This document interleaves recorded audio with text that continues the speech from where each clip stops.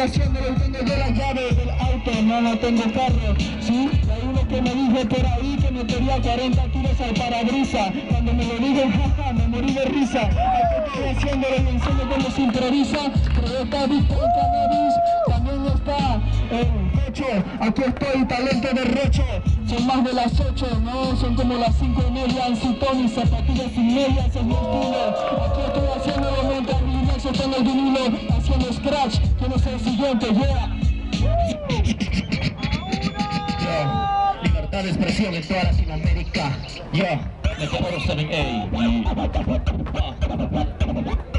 ¿Dónde está aquel señor que me dio su palabra, que me dijo que me daba orgullo y calma, ayudando a luchar por lo que era muy nuestro? Que en los malos tiempos sería nuestro maestro, pero con el tiempo pudimos descubrir que todo lo que hace es hacernos sufrir, tratando de vender la sorpresa del país y nos quieren arrancar de la pura raíz. Naturalspice.com. Pero es el momento de decir la verdad. Soy nuestro